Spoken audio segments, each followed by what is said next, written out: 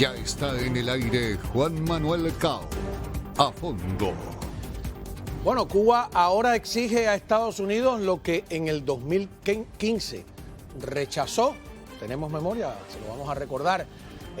Como reportáramos ayer, el Departamento de Justicia le está recomendando a la Comisión Federal de Comunicaciones que niegue un permiso para llevar hasta Cuba un cable de telecomunicaciones subacuático o submarino, porque subrayaron el gobierno de ese país representa una amenaza significativa de contrainteligencia para Estados Unidos en virtud de sus actividades de espionaje y otras actividades de inteligencia contra Estados Unidos. Asimismo dijeron, el Departamento de Justicia advierte además que quedaría a disposición de Texas, que es un monopolio de telecomunicaciones bajo control del régimen, lo que daría acceso, agregan mucho más todavía, a datos sensibles que podrían compartir con Rusia o con China en una trama de cables cruzados. Así que vamos a analizar si el peligro del régimen la amenaza a la seguridad norteamericana es solamente en ese sentido. Muy buenas noches, bienvenidos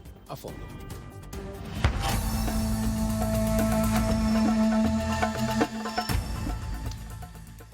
Muy bien, hemos invitado a Enrique García. ¿Quién mejor para explicar todo esto? Porque él fue oficial de inteligencia cubana antes de colaborar con los servicios, o yo creo que en algún momento, a la misma vez, ¿no?, norteamericanos de contrainteligencia. Gracias, Enrique, por estar aquí con nosotros. Gracias a ti, como siempre, por invitarme, Juan Manuel. A ver, yo quiero hacer una pregunta básica antes de entrar en las contradicciones del propio régimen en cuanto a este cable. ¿Por qué el Departamento de Justicia dice, además de la explicación obvia, en estos momentos que es un peligro para la seguridad nacional ese cable? ¿O qué sería? Bueno, primero que todo, para mí realmente es una noticia muy agradable escucharla porque ratifica lo que muchísimas veces hemos planteado en programas tuyos, ¿no? Cuba y el régimen cubano, mientras exista, fue, es y seguirá siendo una amenaza a la seguridad nacional de los Estados Unidos. Y no reconocer eso, como ha pasado en oportunidades en el pasado, realmente es algo peligroso para este país. Cuba realiza un trabajo ofensivo muy grande en todas las áreas de inteligencia humana, inteligencia técnica sobre los Estados Unidos. Cuba utiliza, ese país pobre, con pocos recursos económicos, utiliza unos recursos desproporcionados que no tiene la contrainteligencia norteamericana para defenderse del trabajo que realiza Cuba, a su vez, y que Cuba, además de eso, los frutos de su trabajo los comparte con los principales, los ha compartido siempre con los principales enemigos de Estados Unidos. Y bueno, en la actualidad, como tú acabas de mencionar, bueno, está China, está Rusia y está Irán desde hace muchos años.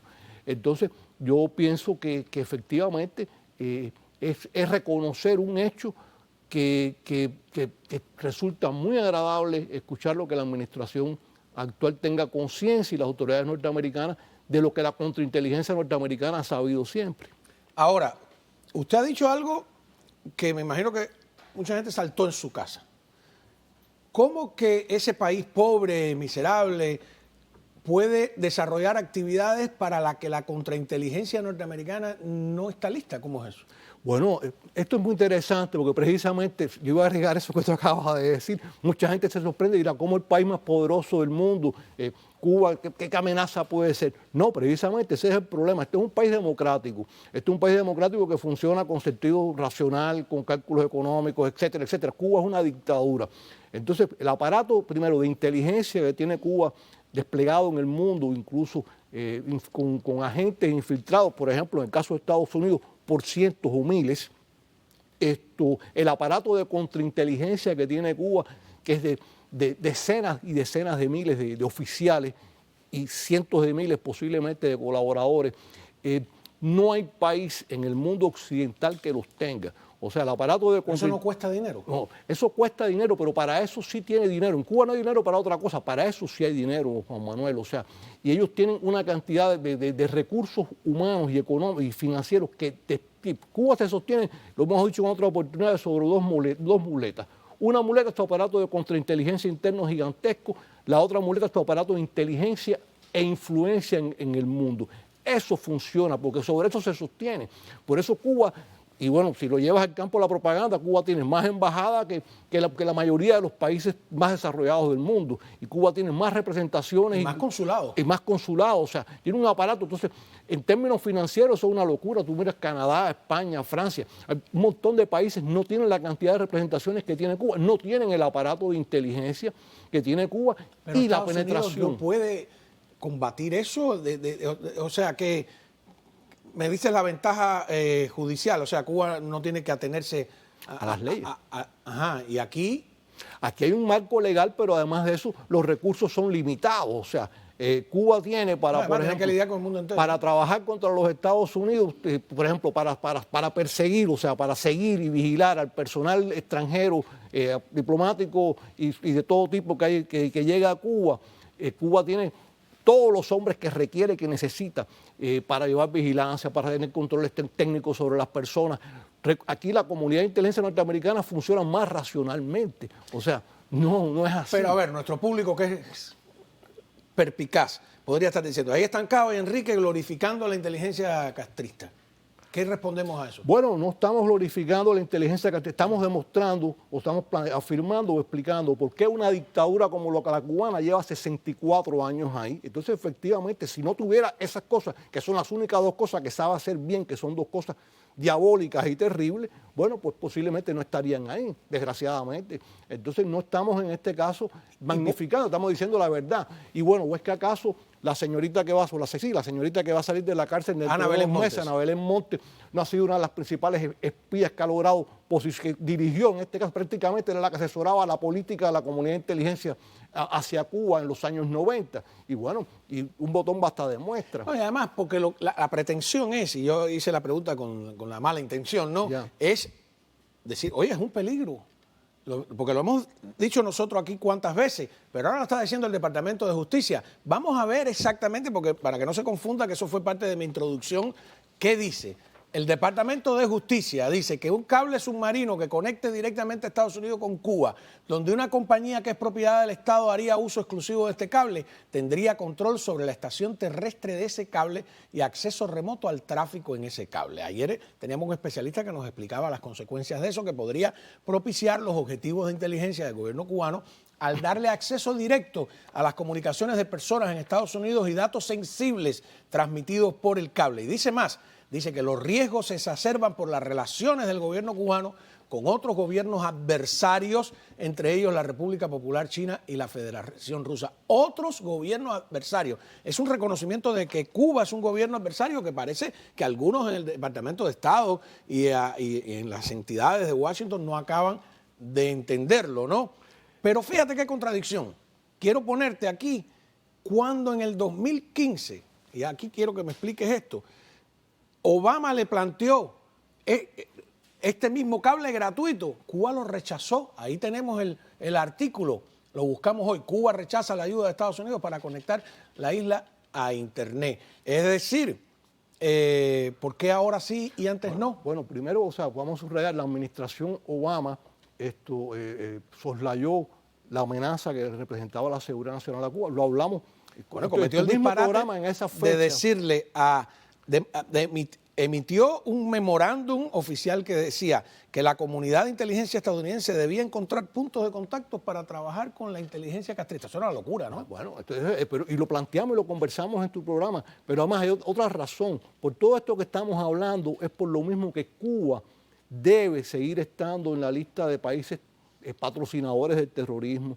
Por todas las mismas razones de las que estamos hablando, y para limitarlo es que la presión económica sobre Cuba debe existir y debe mantenerse desde todos los ángulos, porque en este caso es la única manera también de tratar de limitar los recursos que pueden usar ellos, que bueno, en Cuba la mayoría del pueblo puede estar pasando 25.000 necesidades, pero repito, para su trabajo de inteligencia y de contrainteligencia no le faltan los recursos, y las autoridades norteamericanas lo saben, y este documento, en este caso que se acaba de emitir, lo confirma. Muy interesante, ¿no?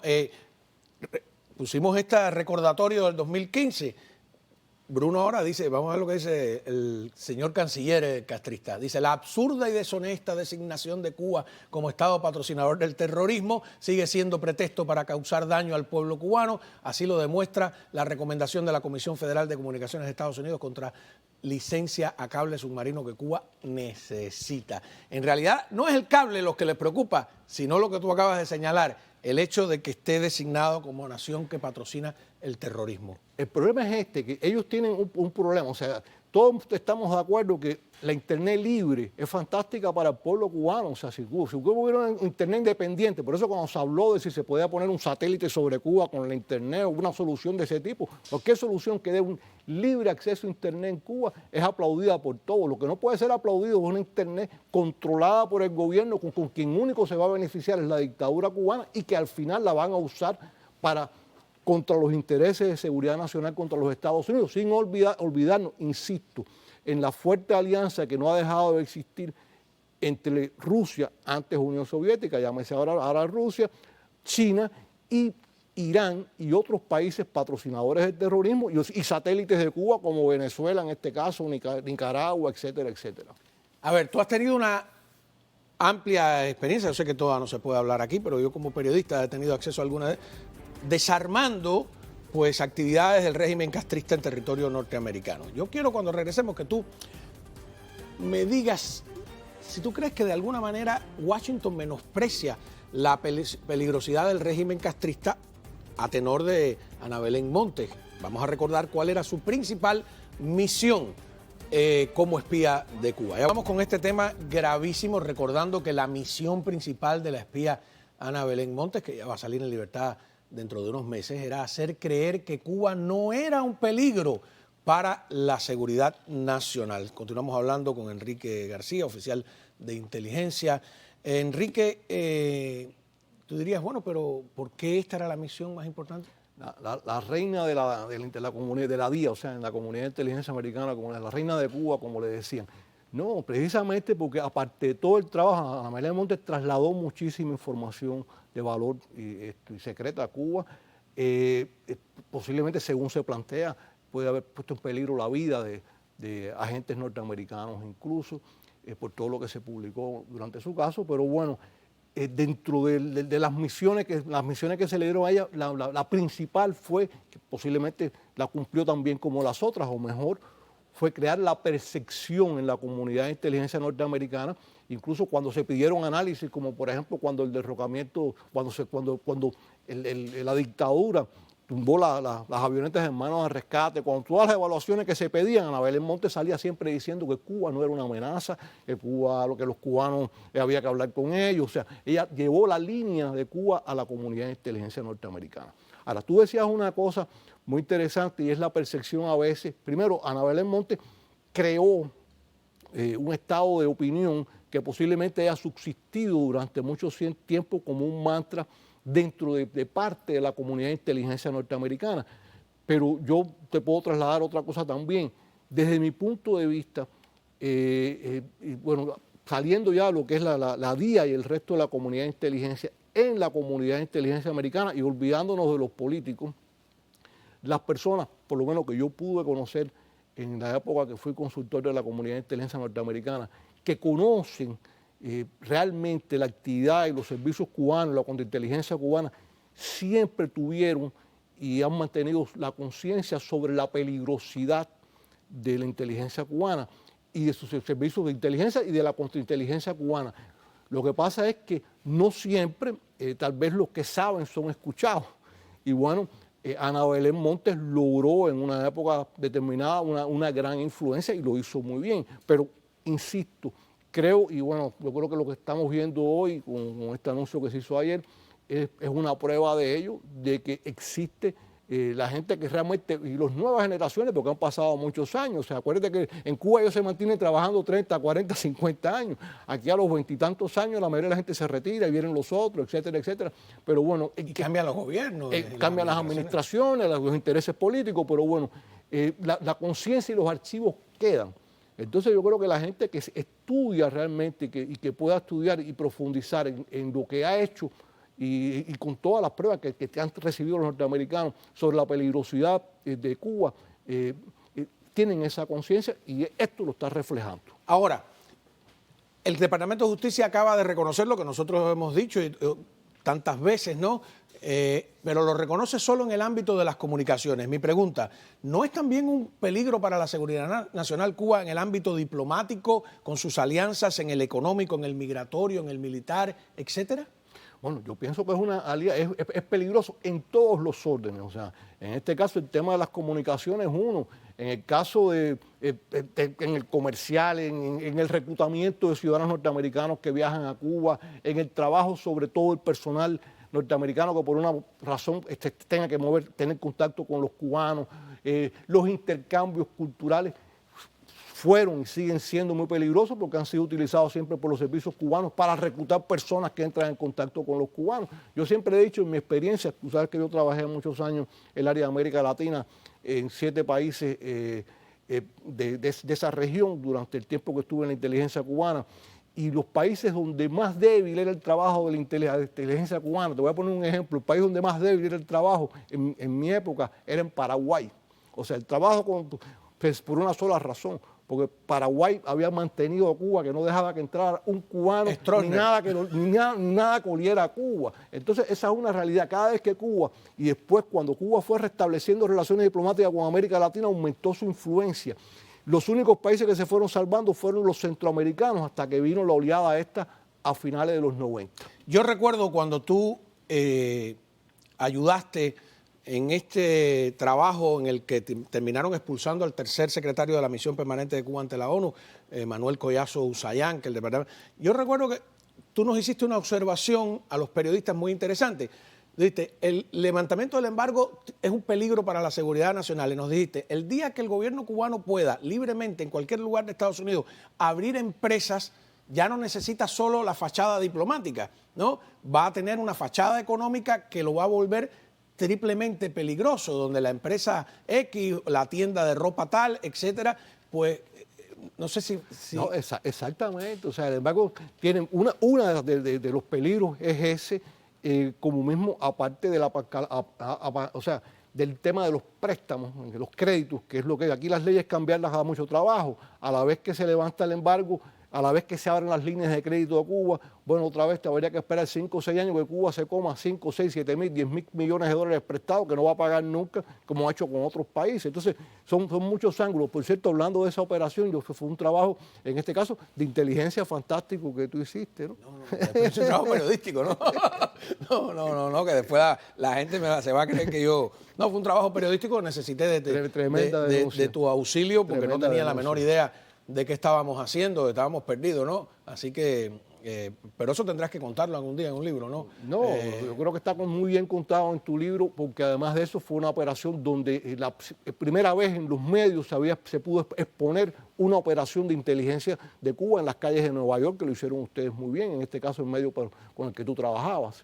Claro. Bueno, la última pregunta es, primero la declaración del Departamento de Justicia. Hoy Antony Blinken, secretario de Estado, anuncia que ha incluido a Cuba en la lista de países que violan los derechos religiosos.